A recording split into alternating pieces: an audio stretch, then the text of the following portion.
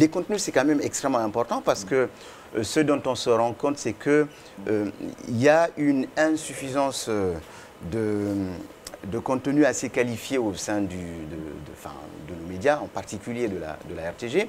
Quand on compare ça aux médias de la sous-région, tels que la RTS ou la RTI. Ou la RTI, exactement. Et la capacité pour nos journalistes à proposer des sujets initiés sur, par exemple, des choses que vous avez évoquées là, des comptes rendus qui sont faits dans l'émission, on fait le point. Oui. Qu'est-ce qui est fait dans ce sens pour que nos journalistes de la RTG aient cette capacité à créer eux-mêmes des contenus allant dans le sens de l'investigation, de l'enquête sur ce que fait par exemple le CNRD, sur ce que fait le gouvernement. Je pense que c'est des sujets qui peuvent être tout à fait intéressants pour le public guinéen. Moi, j'ai eu l'occasion de dire une fois à la RTG qu'il serait quand même important que quand on rentre à la RTG, oui, qu'on ne voit pas des journalistes en train d'écouter film ou en train d'écouter Joma, on refait le monde ou en train d'écouter les grandes gueules. C'est important pour un média public de proposer des émissions de ce standing-là parce que ce sont des émissions qui quand même captivent l'attention du public et informent mieux sur les enjeux. Docteur Tierno, je me permets de vous arrêter pour signaler quand même que nous ne sommes pas en train de faire le procès de la RTG. Ça, il faut que ce soit clair pour nos chers téléspectateurs. Ce que vous êtes en train de dire, moi je ramène ça sur les médias de service public de façon générale. Il n'y a pas que la RTG, il y a l'AGP que nous ne voyons pas beaucoup, où il y a également, on attend également des réformes à ce niveau-là. Il y a les radios rurales, il y a Oroya.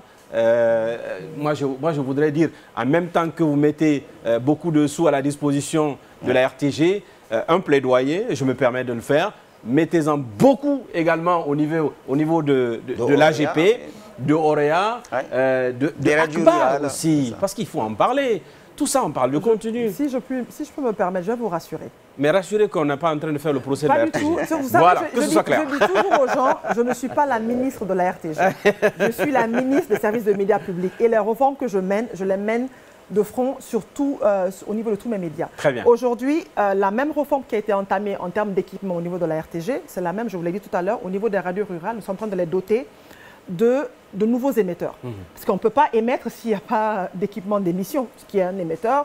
Aujourd'hui, on a déjà il est en cours d'acquisition 16 consoles pour les stations de radio rurales. Oui. Donc, tout ça, c'est de l'investissement qu'on est en train de faire. Autre chose qu'on est en train de faire, aujourd'hui, Orea, à un moment, n'apparaissait quasiment pas. Oui. Pourtant, c'est un quotidien. Oui. Aujourd'hui, il apparaît régulièrement. Et en numérique, et en format papier. Donc ça encore, on est en train d'innover parce qu'aujourd'hui, on a constaté que le journal papier ne fonctionne pas forcément parce que la jeunesse aujourd'hui est beaucoup plus tendance technologie. Donc il faut se réadapter et je pense que ce n'est pas que Orea. Tous les médias aujourd'hui, papier, enfin les médias, la presse écrite, aujourd'hui a une version électronique. Donc ça, c'est quand même quelque chose qu'il faut saluer. Donc Orea est en train de se refaire une peau neuve. Son siège est en cours de rénovation. Oui. Donc ça encore, parce qu'il faut quand même, il est important de signaler qu'il faut améliorer les conditions de travail du personnel. Aujourd'hui, on est en train de les doter de moyens logistiques. Donc on a déjà acheté des motos et il y a d'autres équipements qui sont en cours, notamment le matériel de travail, ordinateur, imprimante. On est en train de penser à l'archivage même. Une imprimerie en vue? Une imprimerie en vue, je préfère ne pas annoncer. Vous savez, moi je préfère qu'on fasse du concret. L'exclusivité quand même au carré. Mais non, l'exclusivité, c'est les médias d'abord. Quand même. Très bien. L'exclusivité d'abord, voilà. Donc, c'est quand même, on a des réformes en cours à ce niveau-là. Au niveau de l'AGP, pareil, nous avons quand même... il faut comprendre que ce soit AGP, que ce soit l'INA, ils ont des fonctionnements un peu spécifiques parce que ce sont des EPA. Donc, ils ont un budget de fonctionnement qui existe et il y a des investissements. Il y a un contrat programme qui va bientôt être signé entre le ministère et ces EPA-là pour leur expliquer... Enfin, pour dérouler, nous, notre politique et qu'eux puissent mettre en œuvre. Et à ce niveau, déjà, au niveau de l'AGP, il y a quand même une certaine réforme au niveau de leur site web. Et il faut comprendre aussi que l'AGP aussi sert de correspondant à l'intérieur du pays pour la RTG. Donc, il y a quand même une certaine synergie d'action entre le personnel parce qu'il n'y a pas assez de personnel sur le terrain au niveau de certains médias, donc on essaie de travailler. Donc l'AGP aussi, et on est en train de les doter de nouvelles caméras, de nouveaux équipements et matériels informatiques, de moyens logistiques.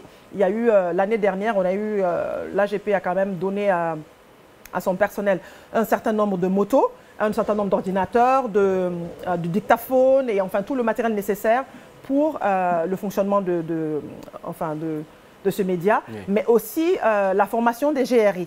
Donc vraiment, tout ça, parce que c'est bien encore une fois donner des équipements, mais il y a la formation aussi qui est en cours. Suivre, ouais. Voilà, donc ce sont des actions et des réformes qui sont en train d'être menées. Donc je vous rassure, les réformes, c'est au niveau de tous les médias et pas que de la RTG.